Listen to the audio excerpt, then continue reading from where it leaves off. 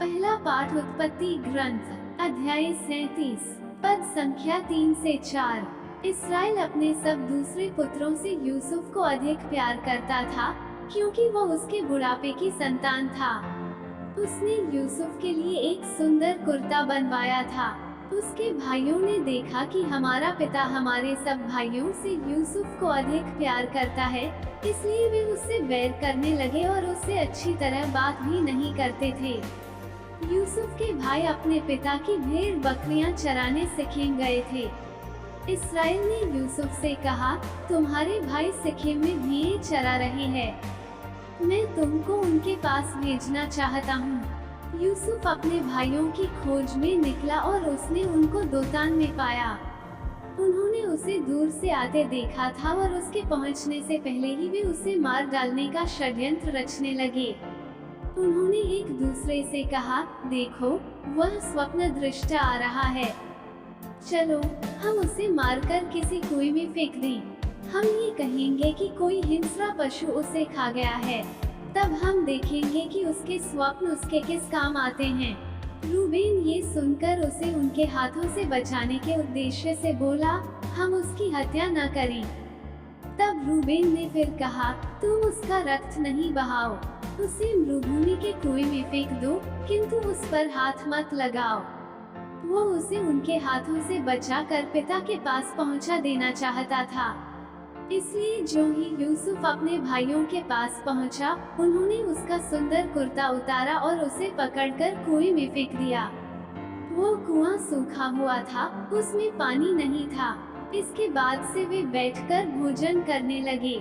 उन्होंने आंखें ऊपर उठाकर देखा कि इस्माइलियों का एक कारवां गिल से आ रहा है। वे ऊंटों पर गोंद, बलसा और गंधरस लादे हुए मिस्र देश जा रहे थे।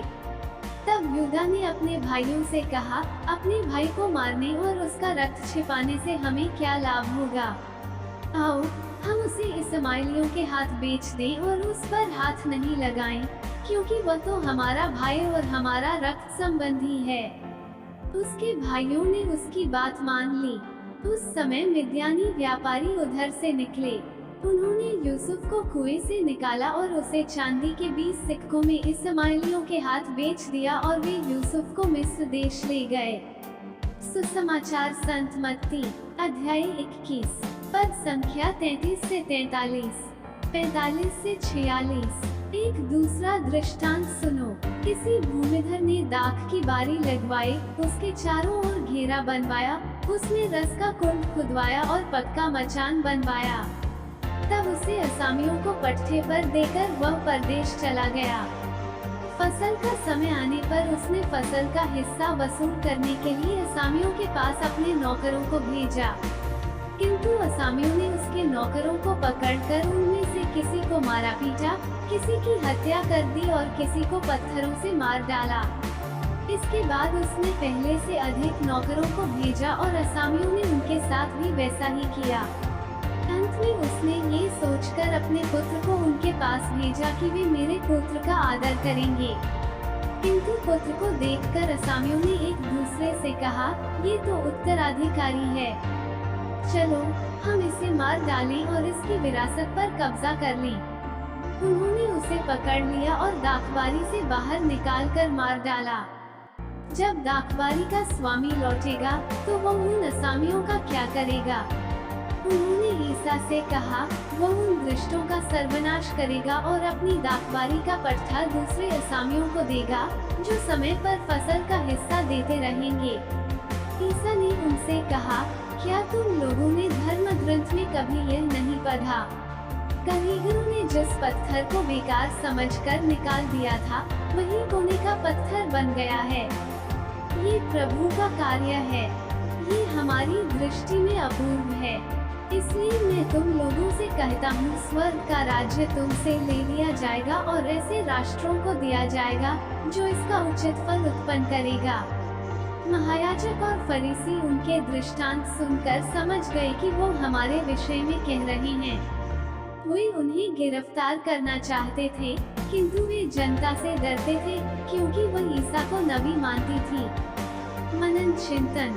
ईश्वरीय योजना को कौन जान सकता है? वो जो कुछ भी करता अच्छा ही करता है। प्रभु ईश्वर सबों का भला ही चाहता है, इसलिए वो समय समय पर लोगों को भेजता है जिससे कि वे उनका मार्गदर्शन कर सके। ईश्वर ने अपनी प्रजा इस्राएल का मार्गदर्शन करने के लिए पहले ही जोसेफ को मिस्र देश भेज दिया ताकि वह अपनी प्रजा को बचा सके। उनके भाई क्रोध से उसे मार डालना चाहते थे। वे उसे इस्माइलियों के हाथ बेच देते हैं जिससे कि वे उससे छुटकारा पा सके। सुसमाचार में भी प्रभु यीशु महायाजकों एवं नेताओं को दृष्टांत सुनाते हैं, उस जमींदार के बारे में जो अपनी दाखबारी का असामियों को पट्टे पर देकर परदेश चला जाता है। फसल के समय जमींदार ने अपने नौकरों का भेजा जिससे अपनी फसल का हिस्सा वसूल करे, लेकिन वे उनकी हत्या कर देते हैं। फिर वो अधिक नौकरों का भेजते हैं, वे उनके साथ भी वैसा ही करते हैं। अंत में वह अपने पुत्र को भेजते हैं, ये सोचकर कि वे उनका आदर करेंगे, लेकिन वे उसे भी मार डालते हैं। प्रभु यीशु नबियों एवं स्वयं के बारे में बोलते हैं। हमारे पास और हमारे अभ्यंतर में रहने वाले प्रभु ईश्वर के प्रति हमारा व्यवहार किस प्रकार का है? आमीन।